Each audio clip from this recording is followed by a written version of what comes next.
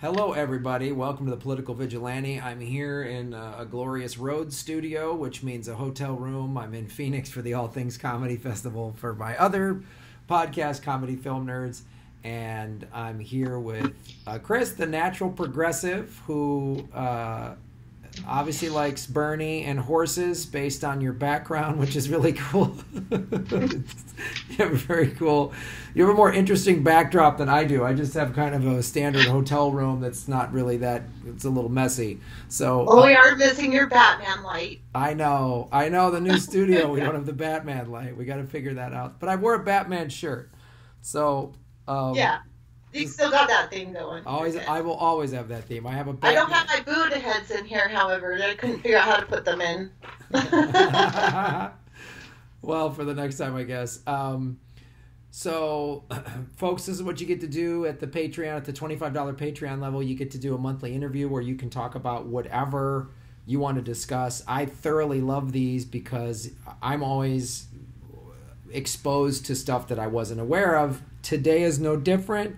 We've often talked about, since you live in Utah, we talk a lot about what's going on with Utah in terms of the federal lands and all this. We've talked about Bears Ears. You've enlightened us about that, which has been great. So now today you want to talk about, tell us exactly specifically what some other federal lands in Utah that you want to talk about today.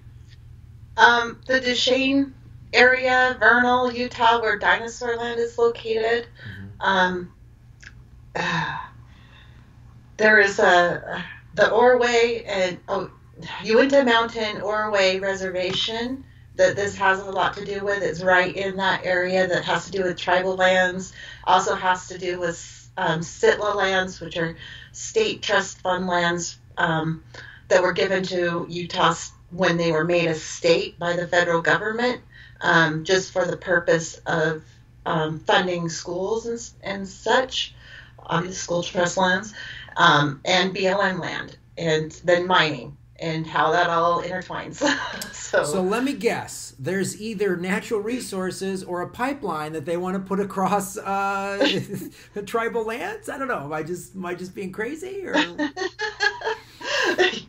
exactly. What? Gosh, you're very intuitive. I don't know how you figured that out. It's weird. It's like there certainly isn't a connection between corporations exploiting. I mean, it's not like the indigenous people have been exploited by imperialists for the last 500 years. So why would I make that conclusion today? I know, right? I mean, who would ever thought? So anyway, the major corporation we're talking about today is Petrotech, and it's a Canadian company. They do tar sand mining in Canada, which has totally destroyed that area. And they've already had like leases of private land to do some mining on, and they have approval for that. And I guess they've had that for quite a while. It takes like 10 years going through the federal lands, like BLM lands. If it's private land or if it's state-owned land, it only takes like 2 months to get approval to do any of this mining, which just shows you how little Utah takes in consideration the environment and the treaties with the Native Americans and all that. So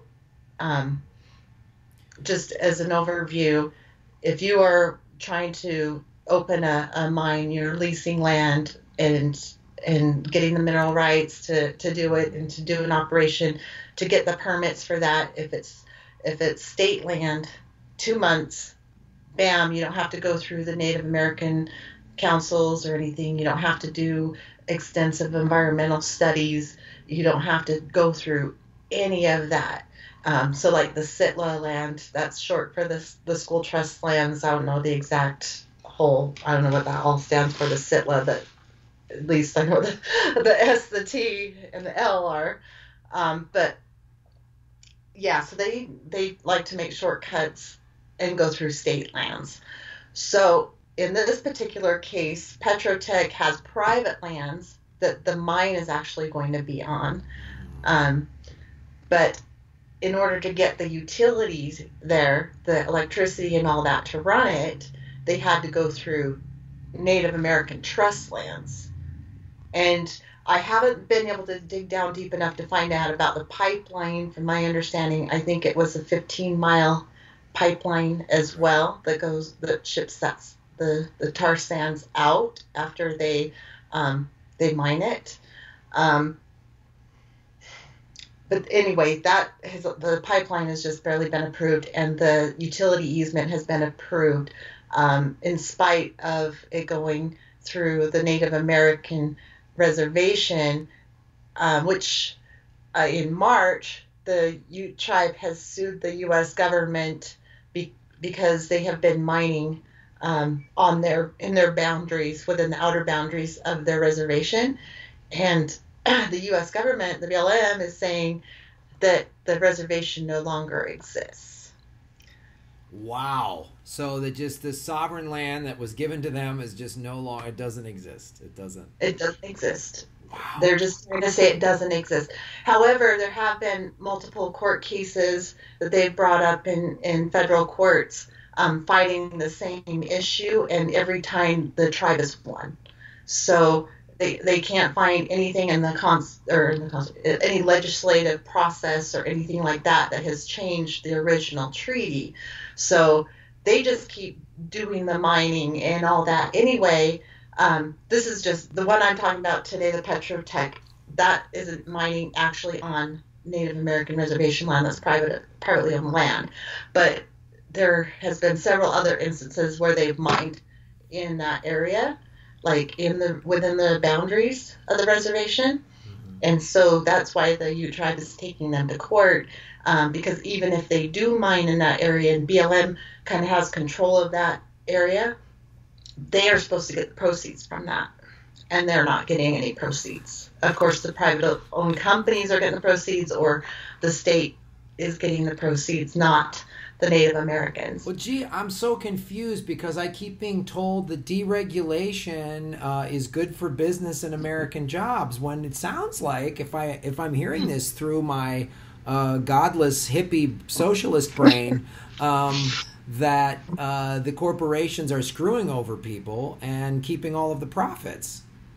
Yes, but it gets so much worse. Yeah. It's so much worse. So in the past, they've done a lot of mining. Vernal was kind of a boom town for mining, like mostly for oil and all that. Of course, where there's dinosaurs, there's oil. And it's just where they're mining, they're doing some pretty serious strip mining. I drive through there 3 times a year at least. And just from when I started doing the job I do now, where I do drive through there all the time to go to Rock Springs, I have a work site in Vernal and I have a work site in Rock Springs. I drive up there, and when I started driving up there was this gorgeous plateau. It was just the most beautiful thing you ever seen. And they were starting to do some grading on top of that with some big machinery. And I'm like, what the heck are they doing? And then the next time I go up there, there's even more of it. Like, it was like progression. And then suddenly that whole plateau was gone. They started bombing it and just blasting this gorgeous red rock. I don't know if it's red rock or sedimentary rock, but it was a gorgeous plateau. It was, or mesa, I'm not sure. It's been a long time since I took geology and all that, but it was gorgeous. And I have a video on my YouTube channel where I show there's a lookout point where I'm talking about, and it was a few years in after they pretty much destroyed it. But from that lookout point where you used to see that gorgeous plateau, and I did the video all around what it is, and then they have these information banners or signs up at the viewpoint saying what they're doing there, which is mining for phosphorus in this particular location. So then they're talking about, there's a thing about reclamation, and there's a sign that says welcome to dinosaur land, and it was a scenic viewpoint, but one side you could see the plant where they're processing it. The other side is a plateau where they totally bombed it and destroyed it. So it's not the beautiful plateau anymore. And all the way up from the bottom of the hill to the top, there's all these signs saying what fossils are in that land, like dinosaur fossils and Right. trilobites and this and that, all the way up. And this is exactly where they're bombing, destroying, and mining. So, if you get a chance, check out that video and you can see what I'm talking about. Yeah, so to all you guys watching, there's 2 YouTube links that'll be in the show notes that is exactly what Chris is talking about, and it's a great way to get more involved and to show you, like, when they want to come. I mean, there's people protesting this pipeline in Louisiana right now, and of course they're using strong arm tactics. They say that's Energy Transfer Partners, I believe, the guys that did the Dakota Access Pipeline. They have, of course, hired Tiger Swan, which is a private security firm that was used in the Middle East to combat terrorism. They viewed these Standing Rock protesters as terrorists and used anti-terrorist tactics against them. So if you want drinkable water for you and your family, you are now a terrorist in the eyes of the oil companies and their corporate state. And also, the thing that you're bringing up too, Chris, is the Ute Tribe is taking them to court. Which one of the things it definitely demands me repeating this for this video is I've talked about them before, the Ute Pack. So if you go to utepack.org, and I'll put their link in the show notes below too, that is a way, if you're like, how do I help fight this? Well, you can donate to this Ute Pack because they need money to take legal action against these oil companies to stop them from what they're doing. Because look, if they can do it in Utah, they can do it in whatever state you live in. Tim Stack, who's also a Patreon contributor, has sent numerous articles about fracking and stuff like that, explosions they've had in Colorado. I mean, they've talked about fracking-related earthquakes in Oklahoma. So this is like, they are just destroying the earth. They don't give a damn about it. They don't. And if they can steamroll over tribal land, they will. If they could do it in your backyard, they'll come and get it. Mm-hmm. So it gets worse. Mm-hmm. Okay. Just saying, it gets worse than that. Okay, so Utah has been fighting to trade SITLA lands, the State School Trust Fund lands, for BLM lands. And the purpose of that is, okay, so they get rid of the BLM land that doesn't have what they want on it, or they've already destroyed it, or whatever, and they'll trade that for the SITLA lands to ease the permit process. Because, as I said before, I hope I said it, gosh, I don't even remember, in Utah, if it's Utah controlled, it only takes like 2 months to get a permit. They don't have to go through the tribal council. They don't have to deal with the Native Americans. They don't have to deal with the environmental studies that are required for stuff like that. So they trade that land. And that's what happened with the utilities, or they're trying to do that with the utilities, but apparently it's been approved. So they're trading BLM land for SITLA land so they can get the permit process pushed through in a fast time. And I just want to... I'm sorry to interrupt, go ahead. But I just want to clarify, because I just double-checked. It's actually utepack.com, not .org. So it's utepac.com. That link is in the show notes. I want people to be very aware. Go to that website. That's a great place to put some of your money and time and resources. But anyway, continue, because this is really... Yeah, so as I was saying, it gets worse than that. Okay, so in the height of the mining, and it wasn't very long ago, a couple years back, there was a midwife who was delivering babies and noticed a huge increase in stillbirths. And so she collaborated with some other people and got some studies done and all that. And they found out that the air pollution was causing a lot of it. In fact, a town of 30,000 people produces more emissions from the mining than 100 million car emissions, or the equivalent of 8 times more than the Los Angeles basin. So let me see so a 30,000 person mining town, the mining that 30,000 people do, creates more emissions than everybody's cars in Los Angeles County. 8 times. 8 times as much as Los Angeles County. Yes. Told you it gets worse. If that's not a scandal and scandalous, and Utah screams that they take care of the land, that they know how to manage the land the best, and all that, and it all goes back to, I'm sorry, but the predominant religion here. And I shared that video. I encourage everyone to watch it. It's called Commodity or Community, and it kind of explains the culture of the LDS Church. Money, wealth is considered a blessing, and if you have that, you're blessed, you're better than everybody else, you're godly or whatever.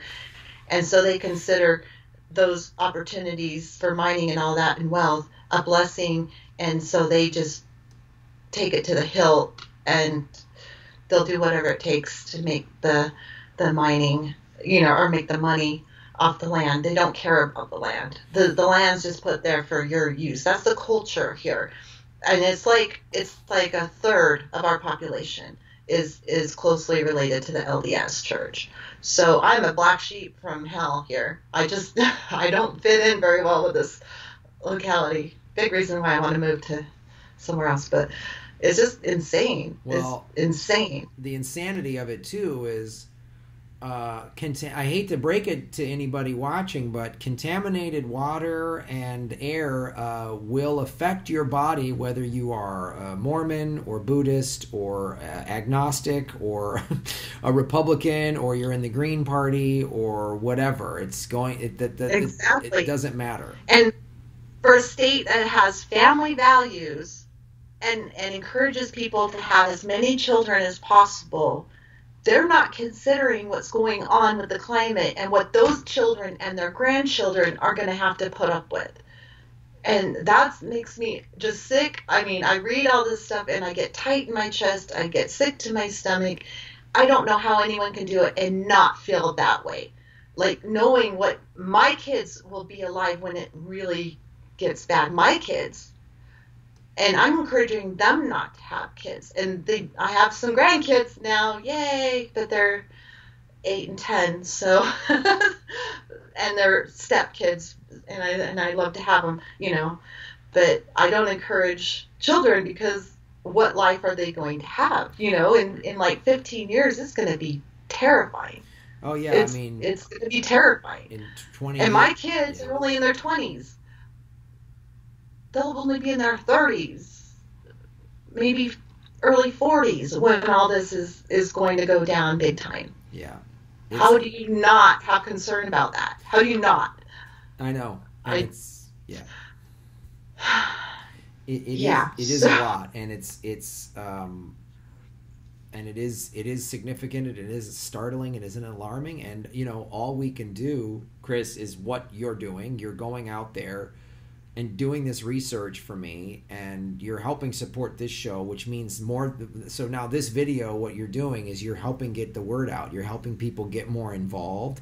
If you live in Utah or a state where they're doing this to you, get involved and make it clear that the environment, or the collapse of it doesn't care what party you're in, what religion you believe in. It does not care. It's like cancer. Cancer doesn't affect liberals don't get less cancer or more cancer than conservatives. Like, I'm sorry. So it's really great that you're bringing this information forward.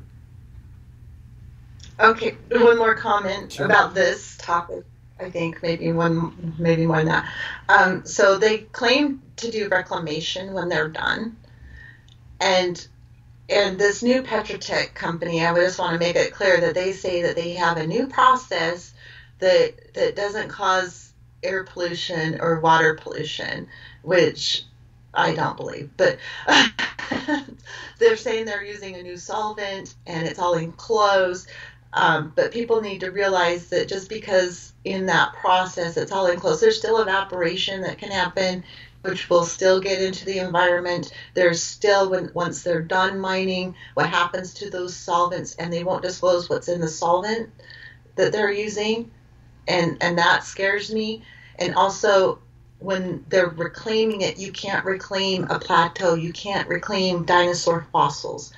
And then they have the sands that are left over that they just stockpile, and that can cause a dust that goes on in the winter. It will cover the snow, which totally will increase the temperatures because the snow reflects or it reflects the light where if it's dark, it will absorb the light and cause temperature changes and everything that will affect the environment.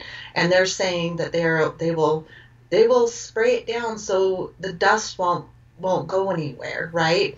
Well, they do that at the backside of the Kennecott mine, and I have to drive by it on a windy day, and the sprinklers are going. You still get your windshield covered in that dust, the mine tailings, what's left over there. And the Kennecott mine is a huge issue too, and it has been for years and years. Back in the 90s, they had to dig up where my parents live 3 feet deep into the ground and remove all the soil around the house. But they didn't do it where the horses are.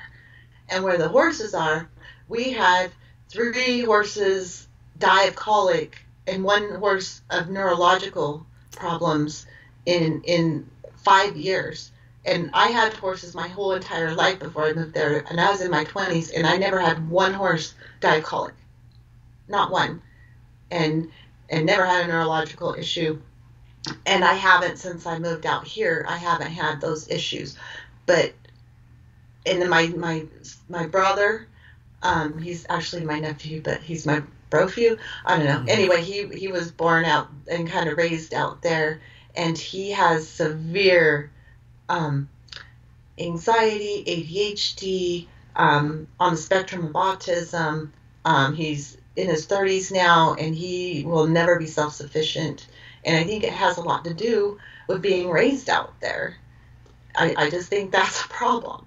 So I wasn't raised out there. I was raised in Park City, so that was good.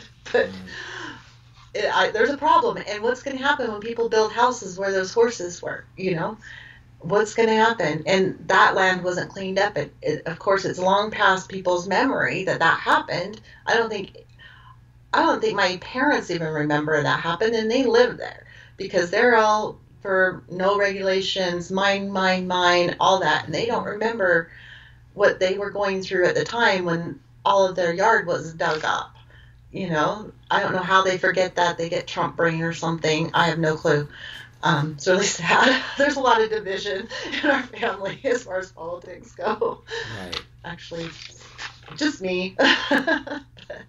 Well, I'm in Utah. As we wrap this up here, what's the last or final thing you want to talk about or bring up or summarize?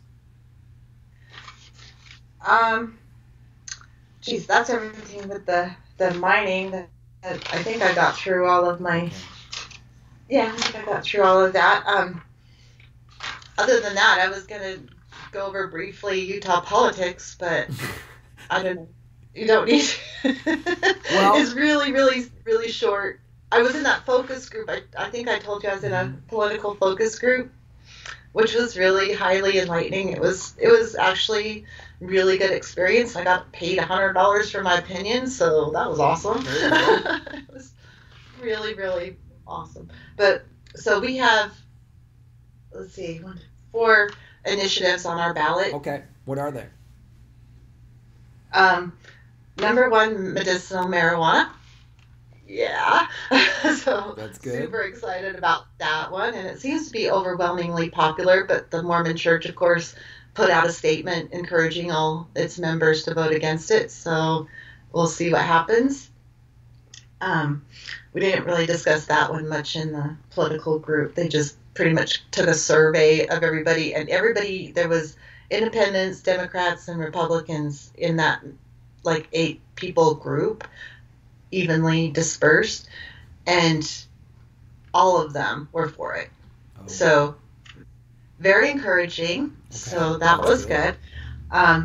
Gerrymandering is on the ballot. They wanted it's a half measure. It's not even, I don't even know if it would make a difference, but they want to do an independent council. But this is the big but. the party in control will pick out like three, the governor will pick out one, and the other party will pick out one or something. So it's pretty much still the majority Sure. will have say of what's going on. So it's kind of a half measure. It's supposed to be nonpartisan, but how's it nonpartisan when that group is picking them? They're going to pick people who would gerrymander for them. So I see that as a half measure, not even a half measure, eighth of a measure, maybe. Let's see. Oh, Medicaid expansion. Oh, that's Yay, good. we're one of the few states that didn't accept the federal dollars to expand Medicaid because the states have to put in, a certain amount to get that money. So they get 8 times the dollars they put in back. But they have to make an investment in the system as well. So actually our governor wanted to do it, but the legislators and all that did not. So they put a stop to it and would not accept that money. So all of our money that we're paying into federal taxes is going to other states. Okay. But in the focus group, every single person had super strong feelings that should pass. So very good there. And hopefully that happens. We need Medicaid for all or Medicare for all. But until that happens, we at least need that here because there's a lot of people uninsured here. A lot. And then last one, 10% gas tax for education and infrastructure, supposedly. I'm not buying it because Governor Herbert said that he had enough money to do everything they needed in education. They had a surplus in the budget. And in the wording on the ballot, it kind of gave them leeway to use it however they wanted. And so I just think they want more money to use. And plus, there's so many other ways they could fund education. They could get public banking. They could get the lottery because we're one of the 3 states that doesn't have lottery. Right. And especially with that big, the big pot they had just recently, and they were showing just blasting all over the news how much that went to education. And Utah didn't get a piece of that, and I think that riled up some people because it was suddenly on the news that they're considering it. So crossing fingers because I'm sorry, gas tax. I know we need to go to, more sustainable ways, but in the meantime, especially those in rural areas, there's no infrastructure for that, and we drive further to work. Yeah. So we don't have, areas, and plus, who can afford it? I know you have an electric car. I can't afford an electric car right now. I just can't. It's a very it's a legitimate thing. So if you're in a situation such as yourself, which millions of Americans are, where there isn't this infrastructure of electric cars or whatever, you have, so a 10% increase on gas only makes your situation more challenging and takes more money out of your daily budget. Well, it affects the poor because the poor can't afford a $40,000 car, right? And yet they're getting more in gas, and it makes a huge difference. I mean, I drive a lot for work, and I try to keep my mileage down. I shut off my engine whenever I'm stopped. I do everything I can. I can't carpool because of the nature of my job. I can't do that, and I won't buy a newer car. I have a 2007 Escape. I need to have a 4-wheel drive because of the areas I drive, and I need the best gas mileage I can get. For that, but I'm not going to buy a new car because it's too expensive to maintain. And I have a mechanic for a husband, so he can fix it all up and do everything he can to make it good on mileage, and he does. So, but you also got to consider, I don't think they've figured out a good way to dispose of the batteries yet. Right. And the cost of manufacturing new vehicles. So I think we need to recycle as many old cars as you can, just because I think they will, overall it just saves on energy just recycling those old vehicles. And my husband has an old 1949 Dodge truck. It gets like 35 miles to the gallon. Right. Yeah, it only goes 45 miles an hour, but great gas mileage, and that's what he uses to tote around town. It gets fantastic gas mileage, and the older ones really don't do bad on gas. And plus, if it ever comes down to where we lose our power, you know, one of those, what do they call those solar flares. Solar flares, yeah, where it cuts out the power and all that. Those new cars won't run. I know. But, you know, those old ones will. Yeah. And they will run on moonshine. You can make your own fuel. So, just saying. Well, that's great. Devil's advocate on the electric car thing. That's all right. No, it's the electric cars I've talked about isn't like a perfect cure for things. And I think, you know, to get energy independence, there's a million things we need to do. There's a lot of solutions that are out there, or new technologies that we need to invest in that are for people living in rural areas, because it's you don't have access to public transportation and all that stuff and all the things you said. There's no carpooling. Your job is very spread out. Well, thank you so much, Chris, for bringing up the ballot measures in Utah and all this information about and how people can get involved. I urge everybody to watch the 2 YouTube video links that are in the show notes below, and also go to UTPAC. I always mispronounce that. UTPAC.com. Yeah, I've heard someone else pronounce it that way in one of the videos that I linked. Someone else did the same thing, so you're not alone. Oh, thank God. And also, if you want to see the exact place I'm talking about that plateau, I have a video on my channel. Okay. You have to scroll through my videos, but there is one video on that channel that has that particular location where I'm at the scenic lookout, and I show all the information boards they have there. And also, I put on a playlist all of our interviews. Oh, so awesome! So go to Natural Progressive YouTube channel. Right on. Well, Chris, thank you so much for being on the show, and everybody, please go to Patreon and all those great ways to support the political vigilante. And together, we're all going to make Gotham great again. Thank you so much.